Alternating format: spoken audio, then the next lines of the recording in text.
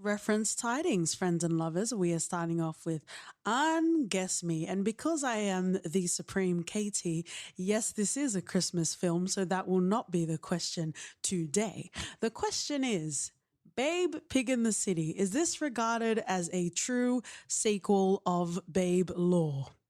Oh, Babe Law. Fuck off. 3, 2, 1. Nope. Absolutely not. Mm-hmm. And let that be a lesson to us all. Let's continue on with the show.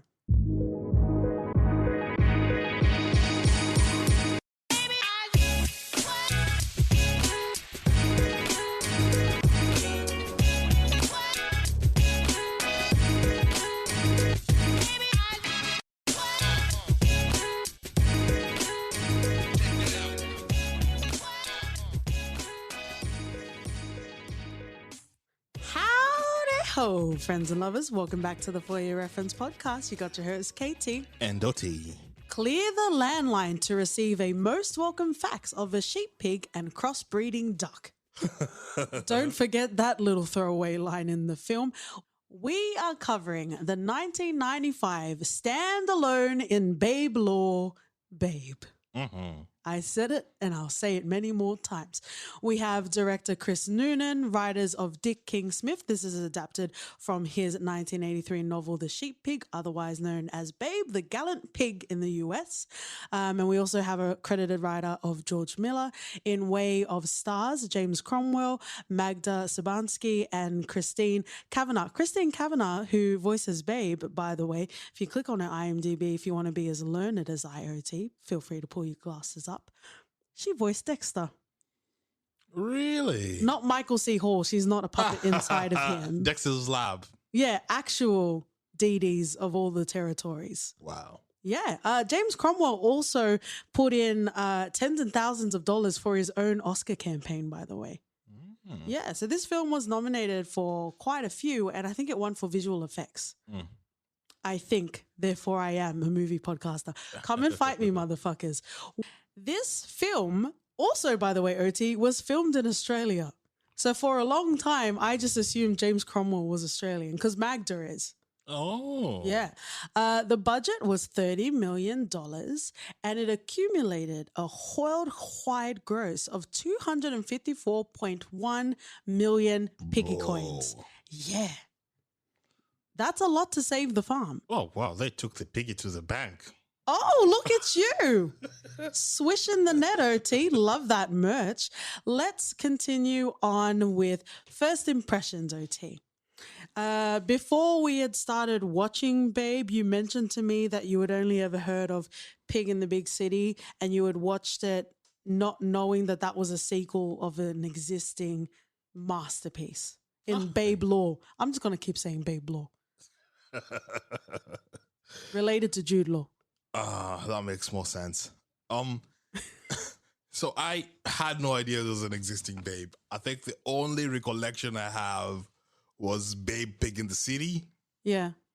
And I'm not completely convinced that I watched it the whole way through. Okay. So going into this, I didn't know what to expect. And I was surprisingly surprised. Oh, okay. Well, you get me splooshiest of sploosh, so I guess that makes sense in the For Your Reference asshole. Yeah, it's weird. It was fun. Its tone, so much different from Babe Pig in the City. Yeah. And it just made sense. For the longest time, I just thought Babe Pig in the City was a standalone movie. Well, I keep telling you that we need to watch Babe, and you're like, I've already seen it, Pig in the City. To my horror, you hadn't ever watched Babe, which makes no sense to me. I guess before I continue with my first impressions, because Babe was really big in Australia. Maybe it's also because it was filmed here. That might also be the reason why. But was it big in Kenya? I just know there was a lot of promotions for Pig in the City.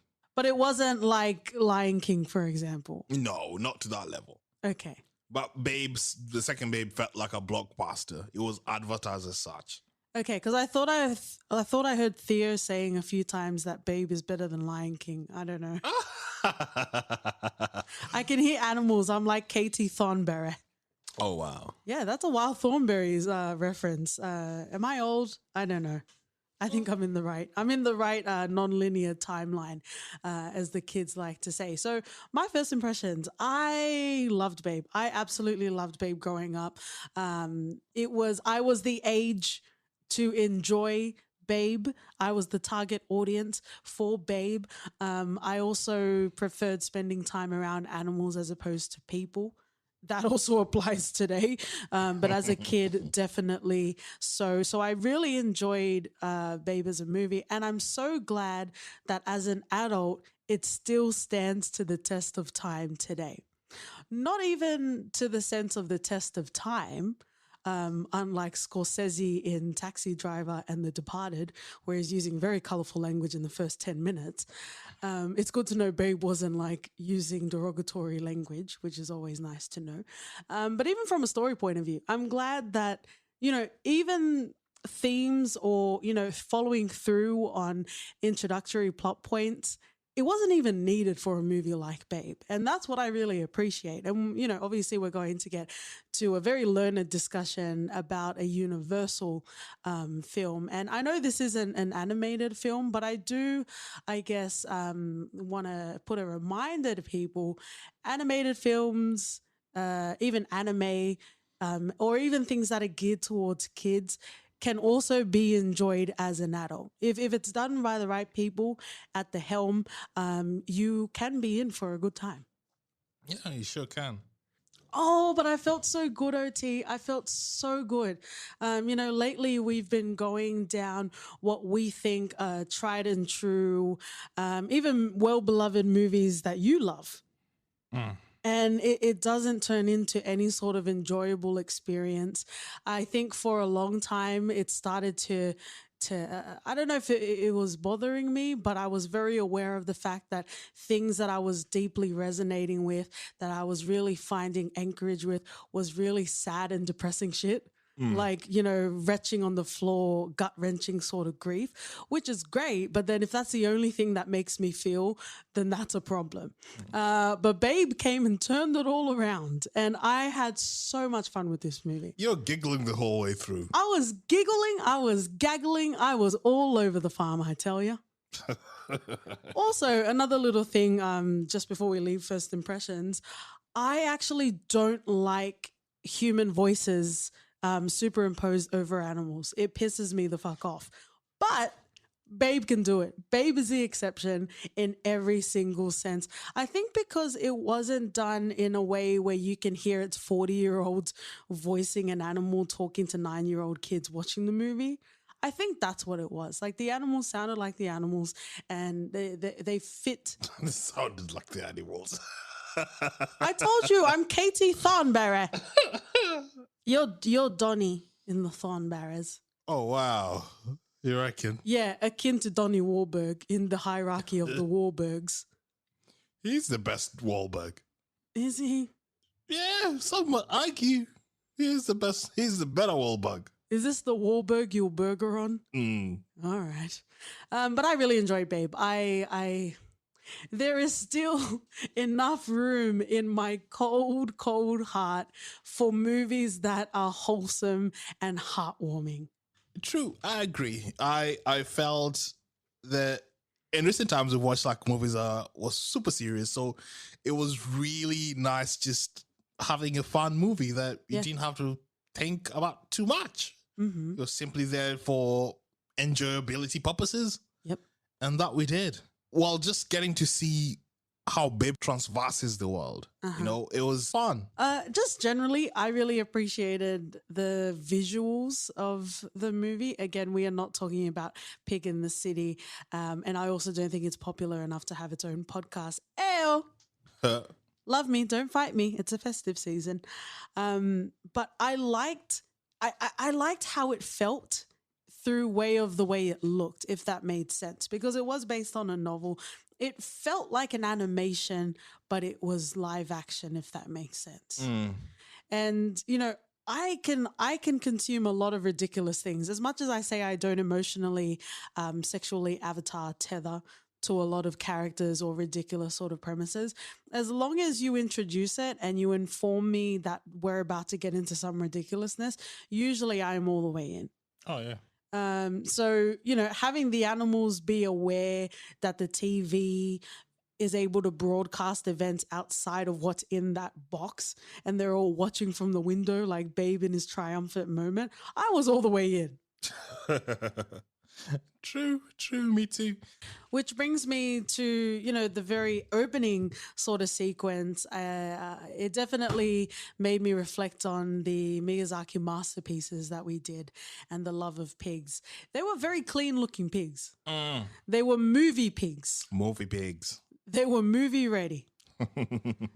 And that brings me to the opening scene. It felt very Animal Farm without the George Orwell heaviness of it all. It really did.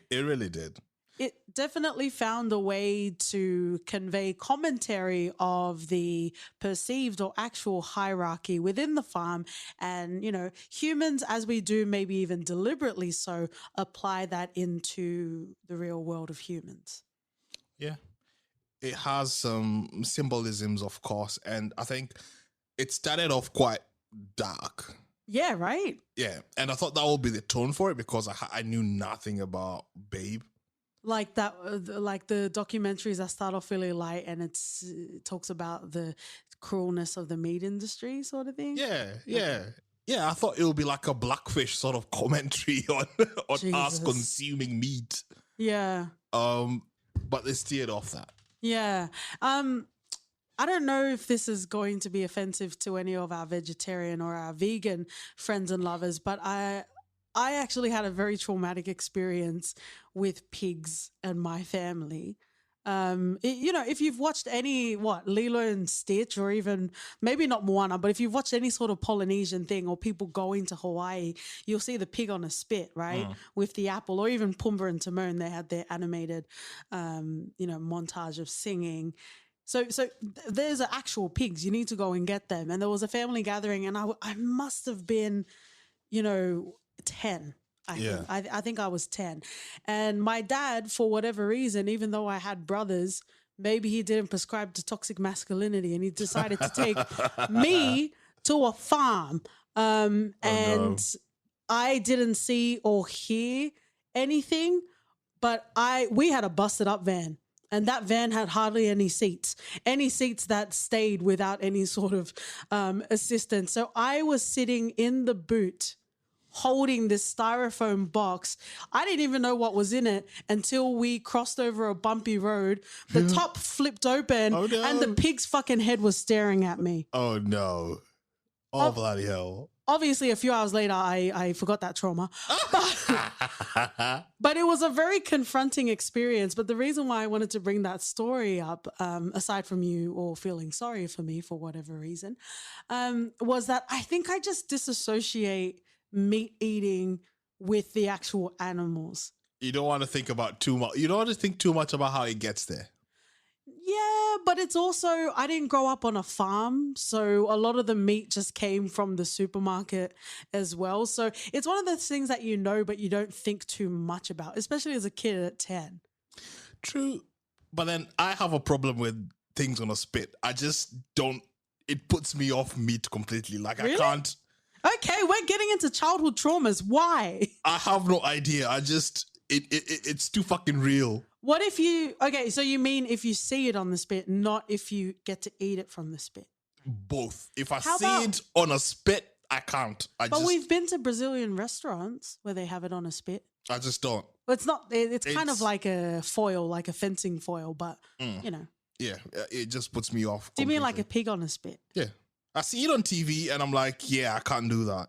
And then I think there was a time where we'd gone to this place where they had a whole pig laid on a table. You mean at my family event, you motherfucker? I didn't want to call you that.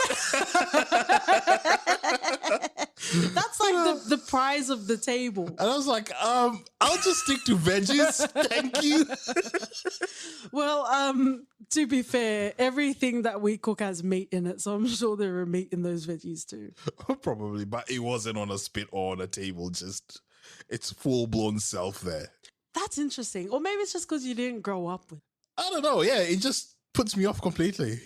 Sorry, let's just digress for one more second. Even your family thought it was weird that I eat octopus and prawn and crab. Like freshwater fish and nothing else, right? Yeah. Tilapia all day, every day. All day, every day. Everything else, leave it to the gods, mate. Something tells me that tilapia will be very aggressive if they were in Babe. Yeah, definitely. But I think there was just a line growing up where you had a connection with all the animals that were in at least a small compound. Yeah. And every time when I came home that there was something missing, it just took something away from me. So seeing a whole blown pig or something on a spit just digs too deep. But when you say animals on the compound, you mean like domesticated animals, or you mean like considered farm animals? Yeah, consider we had a goat that I got really attached to, and then came home and it was on a bloody table, and I just couldn't recover from that. Actually, while we're on this sort of similar theme, that Simpsons episode with Lisa seeing the lamb and her vowing to be vegetarian, did that strike you in any way? Yeah, because I've tried numerous times. My battle is still ongoing. Let's talk about the ever-expanding understanding that we have throughout this film of the hierarchy of the farm. It's very interesting.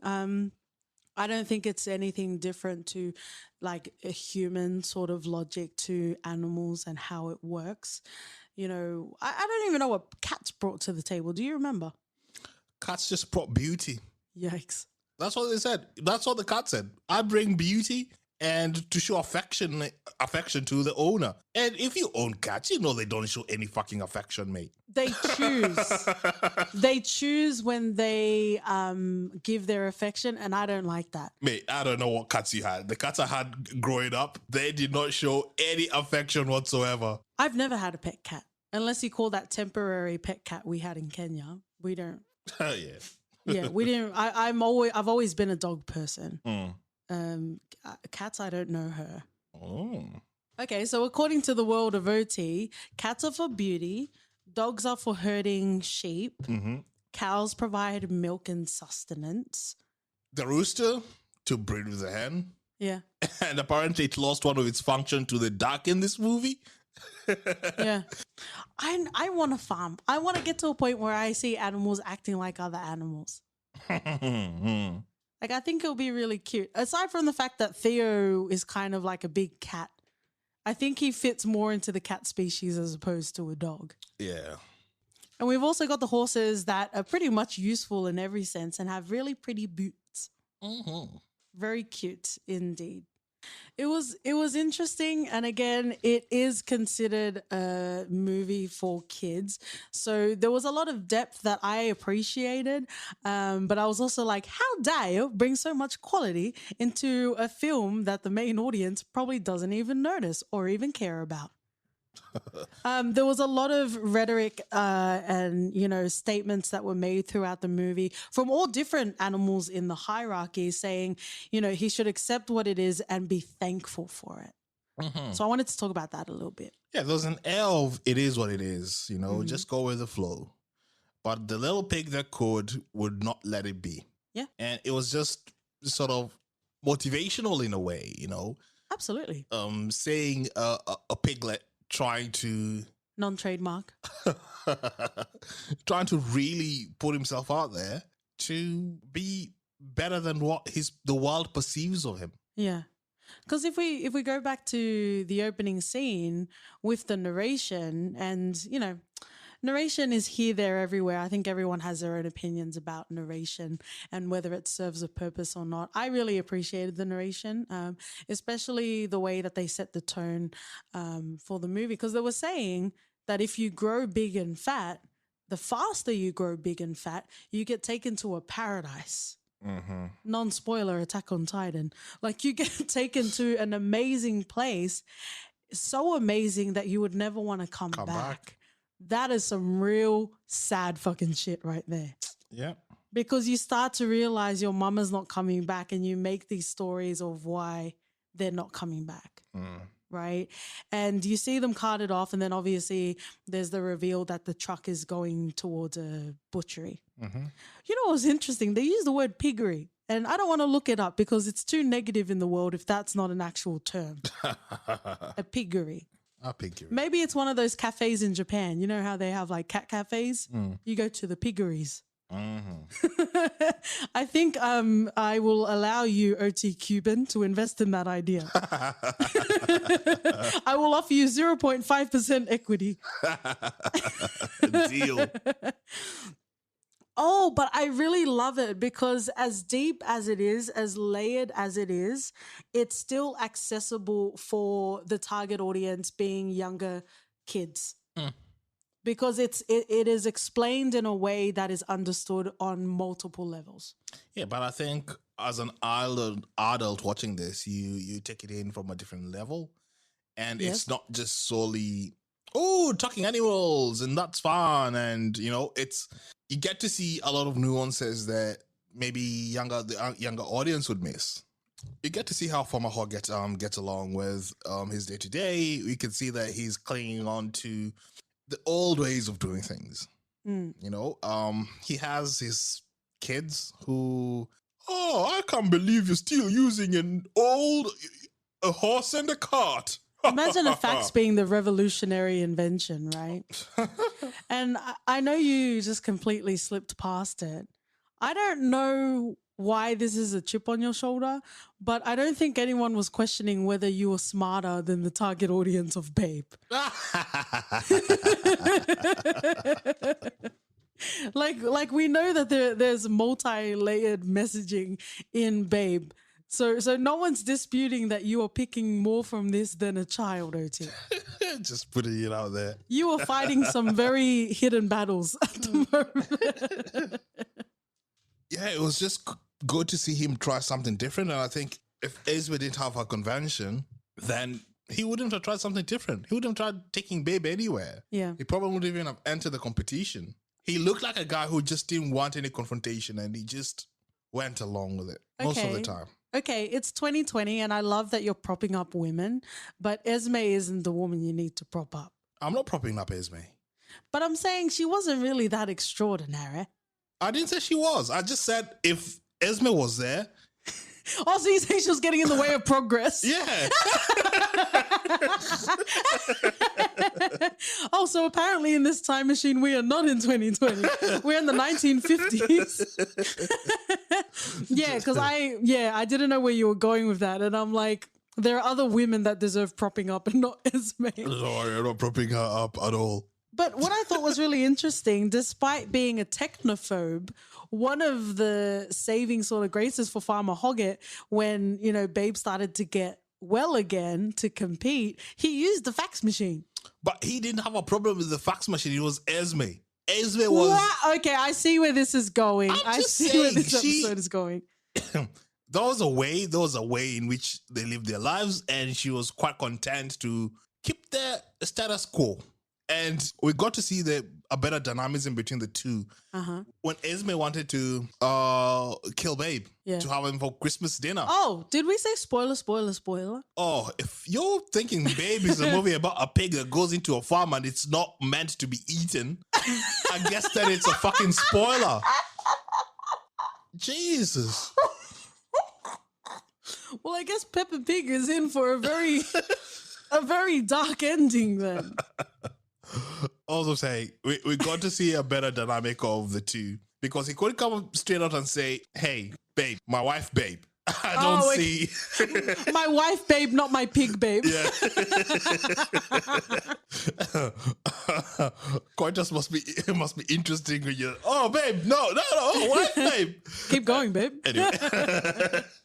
But he couldn't come out and say, hey, I see something in Babe that I want to keep him for a bit longer. He could be valuable. Yeah. He had to twist it and turn it into some sort of, maybe in the next year, we could actually have him in the fair and he could win us praises and honors. Let him dream. Yeah, because he was supposed to be the prize of Christmas. Yep.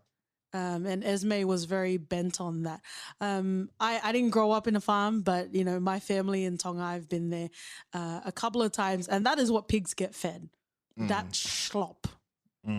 I'm sure it's tasty to them, or is that something that us humans say to make us feel better? Probably, but then again, pigs eat almost anything, don't they?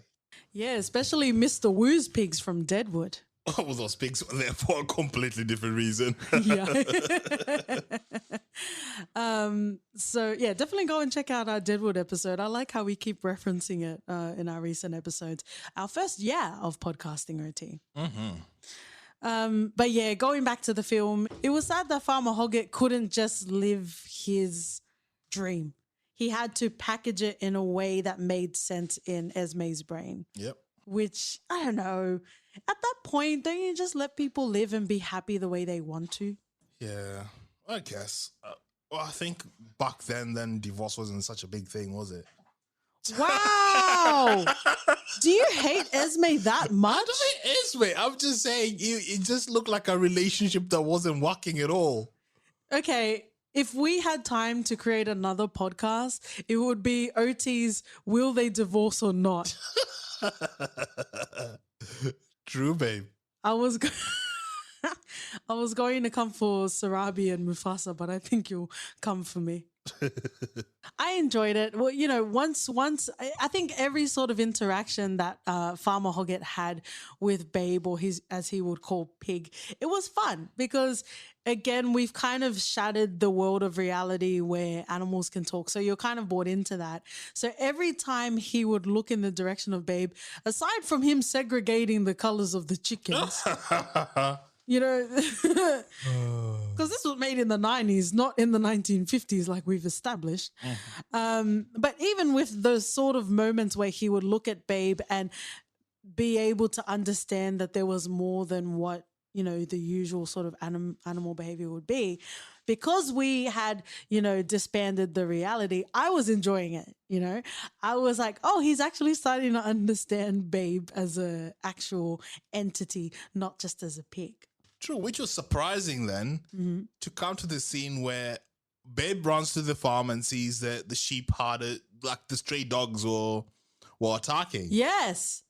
And then for Farmer Hoggett to come and see Babe there and think, oh, Babe actually bit and wounded and killed one of the sheep. Who the fuck? He barely had any teeth. Did you see the scar on that sheep? And this is a farmer, mind you. Maybe it was his not wife. A city boy who's never seen a fucking scar before. Maybe it was his wife, Babe, that bit the sheep. Can we get a wife, Babe shirt? I would wear that all around the town. Oh, yeah, done. But yeah, I do think, as much as I really enjoyed and loved this movie, I do think that was a bit ridiculous. I know they needed to create some tension and a complication if we're going back to, you know, adult Katie and analyzing the storytelling of the film. It did feel confusing because up until that point, he was Babe's cheerleader. So it made no sense that out of nowhere, like you said, okay, so he's there, but even as a farmer of learned experience, hands-on experience, you would know that there's no way, because it was like slid across the Mars throat. The Scooby Gang will come there and be like, nah, mate, it's not you. Exactly. Exactly. That Bar-Ram-U shit, hey? Bar-Ram-U. Bummed are you. There's another shirt, friends and lovers. I want to talk a bit more about the power hierarchy. I'm pretty sure it's Fly that mentions it. The bosses only eat stupid animals. And I think that kind of goes back to, you know, what we were saying earlier of everyone has its purpose, which is also what the cat was saying. You know, every animal has its purpose on this farm. And if you don't have a purpose, it's quite clear that you do have a purpose. And I wanted to talk a bit about that because a lot of the time there's, you know, it all depends on the point of view that the story is being told, right? Of who we root for, who we cheer for. And yes, I'm applying this to Babe the movie. But I guess also from that point of view, any animal can be eaten. It's more applied to Apart societal. from a pangolin, mate. Unless they're sexy. Oh, you have to take Randy there. And Mickey? Oh, yeah. Randy goes everywhere with Mickey. Go and watch the South Park Pandemic special. And if you've watched it, watch it again. Again, just for the sexy pangolin dialogue. We don't have time to continue, but I do just want to say Randy did find a way to eat that pangolin. Back to wholesome animal chat. It's a lot of societal, cultural, biblical sort of rules that are applied, right? But technically, all animals can be eaten. It just depends where you're coming from your point of view. Yeah. The cultures that eat horses, to me, that's just a no-no. You know, like it varies from various parts of the world, you know? And how about your parts of the world? Since you're so interested in other parts of the world. Oh, just tilapia, mate. We try to stick to domesticated animals, but it's one of those things that every function, like an animal can have more than one function. Like the hen is there to lay eggs and whatnot, but it can't be eaten still. Yeah. So, but it's usually once it's served its purpose, right? Yeah, I guess so. Yeah, it was just interesting that they went into this functionality of a usefulness thing. It was an interesting concept, wasn't it? But it also made a lot of sense with our human lens. It did. And I think that's where sort of Animal Farm did it different. And it was so stark where we will use you for everything you've got. Sort of vibe. And yeah, it was just one of those things that was really interesting point of view to take. Yeah. But it was a very human accessible sort of point of view, right? And I actually, even coming from that point of view, it's not all good or bad as well, right? We exist on this pendulum of absolutes. Yeah. And everything in between. And I really appreciated the cycle and the reality that as a farmer you face as well. Because, you know, yes, you can take it from the point of view of, you know, they're killing animals and they're eating animals. But at least in Farmer Hoggett's point of view, he cared as well to many extents. So there's that reciprocity between the human or the farmer and the animal. Oh, yeah. Agreed. Completely agreed. And I think when we come back to Fly, yeah, she has been through so bloody much. Oh, absolutely. Let's come to Fly now. She gives birth to puppies. Yeah. She raises them a bit. Yep. Feeds them. Sees them being taken away. Yep. She has probably other buddies on the farm who get slaughtered. I do think it was very interesting because as a kid, there's enough, you know, messaging. There's enough Hansel and Gretel, Katie, OT breadcrumbs along the way for you to understand the themes of this movie, right? But when you watch this as an adult, as OT said, he picked up more than kids would watching this. You are left with the heaviness of it. Right? As a kid, you can be like, oh, we should treat people well. And then, you know, skip off into the sunset on your merry way. Yeah. So, you know, as a kid, you see Fly being sad for whatever amount of time. And then Babe comes to comfort Fly. But as an adult, she is grieving. She has lost her puppies. And that was definitely something that stuck with me well beyond that scene had concluded. It definitely covers a lot. You know, sometimes I feel like ambitious is very derogatory. I feel like it was successfully covered in this movie because as much as Fly understands her privilege, her farm privilege, it doesn't negate her from the pain and the anguish that she goes through as well. For sure. La, la, la. I want to talk about Rex. I just wanted to bring some happy singing before we talk about Rex. Rex perpetuated toxic masculinity in 1995. But what I really appreciated, again, about this movie, it didn't need to be deeper than what it was, right? Even if it was for adults, it didn't need to be deeper than what it was. But I'm glad that Rex got a rounded out full character arc. Character development, ahoy. Absolutely, absolutely. I make no illusions to the fact that he probably was still a dick even before he became partially deaf. He just kind of had that air about him. But it was, I want to say heartwarming, but it was interesting to know that the reason why he isn't at his best, at his alpha, is because he was trying to save the sheep. The sheep, yeah. He stayed there until it flooded. And he stayed there all night. All night. And he almost died himself. Which is that actually denotes to a very interesting thing. Maybe it's also emulated from Farmer Hoggett as well. You know, understanding the hierarchies, but also not punching down either. Oh, for sure. For sure. Yes, you are still listening to the Babe episode. And yes, we do bring the quality. Yeah, but sometimes you got to punch down to punch up. Damn, dog. Whose bridges have you burned to get to where you are today, my love? Everyone's, mate. How many babe wives have you plowed your way through? Oh dear. At least we got to see him grow. Yeah. You know, he wasn't just all stubborn the whole time. Yeah. He knew that he was trying to overcompensate, establish his authority because he knew he wasn't at his best. So a lot of the things came out as cold when it really just was him overcompensating. Yeah. And then when things got out of hand, I think he had a moment of self-reflection. He turned into Terex Howard. Terrence Howard, wow. No, when he started biting and fighting a fly. He did. He did.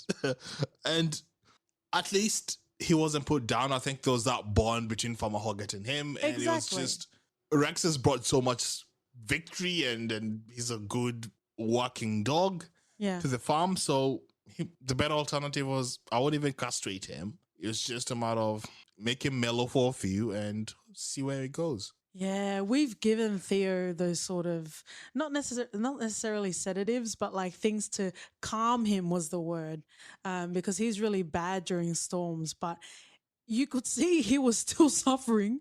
He was just not moving. It's all in the eyes, man. Yeah, right. Yeah. It's the kindness in the eyes, like in Love and Monsters. Creeped us out. It was like, we're never doing that to him again. Yeah, absolutely. He doesn't need discipline. It's Unbreakable Kimmy Schmidt reference. But I do like that we learnt more about Rex. And it wasn't just ugga, man, feelings. And he delivered the Baramew quote, which I had forgotten the first time I heard it. I was like, what did he say? Because I was like, Baramew. Oh, that's easy. That's a fun, easy password. And then they continued saying, I was like, what? Bamda you. For someone who is also hard of hearing to get all that, you know, he's not deaf per se.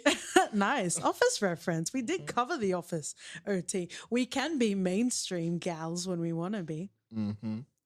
But I liked it. Like you said, we got okay, this is a bit dramatic, but we got the redemption arc for Terex Howard.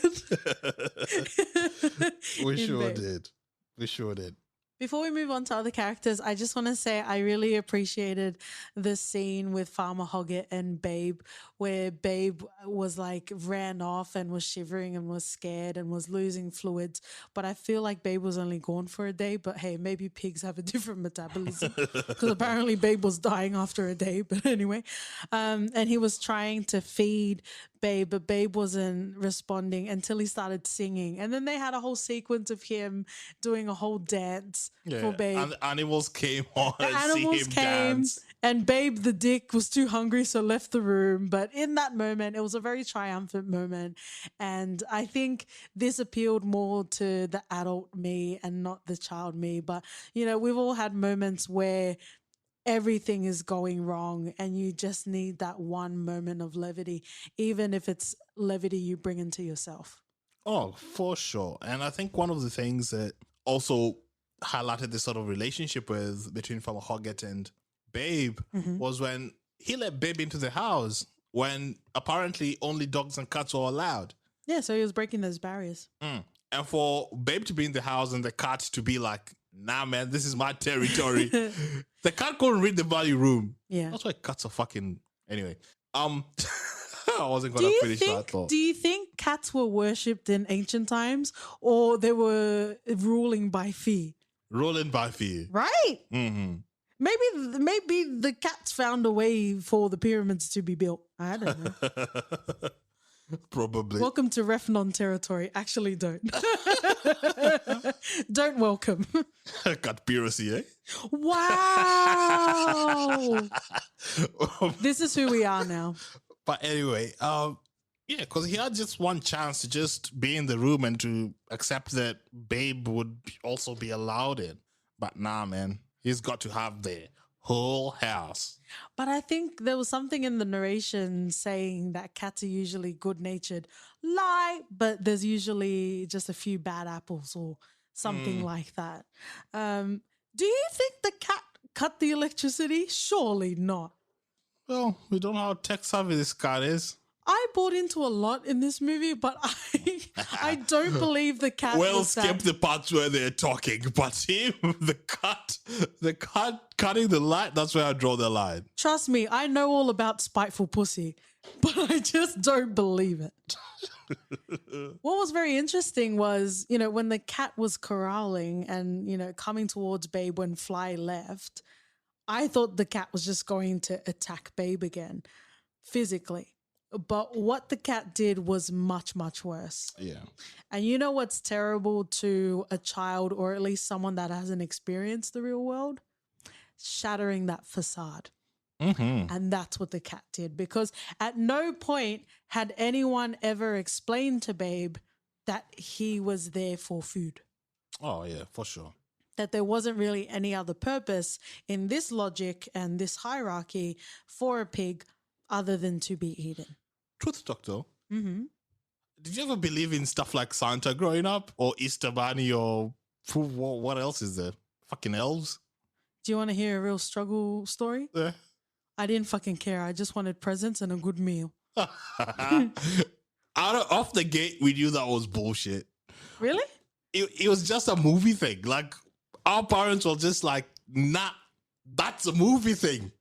That's not real life. So they got out of decades of gifts.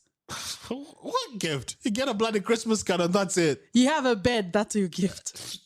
The fact that she's eating dinner every night, mate. Oh, what a king you are. Yeah, pretty much. You know what, friends and lovers? When someone's telling you a struggle story, don't be like OT and Trump theirs. What I thought was, adding to the foundation of quality that this film is when Babe heads back to the barn and he asks Fly, pretty much, is this true? Mm-hmm. And what I love about Fly is she didn't mince words. She said yes. So it wasn't as if she tried to coddle him and insulate him in a world where every animal and every species loves each other, but she didn't open him to, truths that he wasn't able to reconcile yet. But once he had found it and he brought it to her, she didn't try and confuse him or deny to him that it was true. Mm. Yeah, because the world is brutal, and I think the best thing that Fly could do for Babe is to get him to know that pretty quickly. Mm-hmm. What the world expects of him and how he is perceived out there. Because how bad was it? I think it was like halfway through the movie where he wanted to join Fly and Rex. And I think it was Fly that said, no, we herd the sheep, you just stay and eat. When your purpose is to just sit around eating, unless you're the first wife or maybe the first concubine, then you're in for some trouble. For sure. I think even the first concubines had problems with that. Okay. I guess the last thing I just wanted to mention was from the duck, Ferdinand. great name for a duck. Mm. Well before the Ferdinand Bull movie. He says something along the lines of Christmas means carnage. So it's him trying to deduce what Christmas means. I think it was dinner. Yeah. Dinner means dead. Dead means Christmas. Mhm. Christmas means carnage. What do you think about that? Or is it more a circle of life, Yeah. trademark sort of thing? Mm-hmm. Cycle of life. Well, whether you believe in Christmas or not, the festive season has started or is about to start. And we hope that everyone is keeping well. Reach out. Hopefully people reach out to you. This movie was so much fun. Like, I really enjoyed watching it. You could hear through this discussion, I still had my cinephile monocle on the whole time, but my heart was softened, and I really enjoyed watching this. And if for, pandemic and or otherwise reasons you will be alone this festive season, I would recommend watching Babe again. Not Pig in the City, though. Yeah. That will just take all your happy feelings away.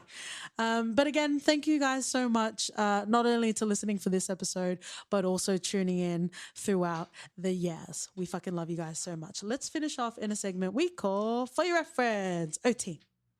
I'm going to reference Chicken Run because I had a lot of fun. I had a lot of fun watching it back in the day. And this movie is unappreciated.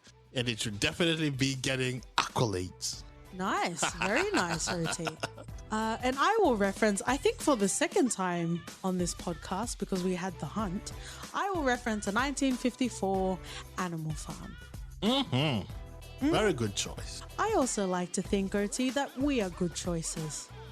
We don't make good choices, but we're a great podcast choice. On Twitter and Instagram, we are at 4URFpod. Write us an email at hello@fypodcast.com. And if you have Apple Podcasts, we'd appreciate if you leave us a rating and review. And we'll see you guys next week. See ya. Bye.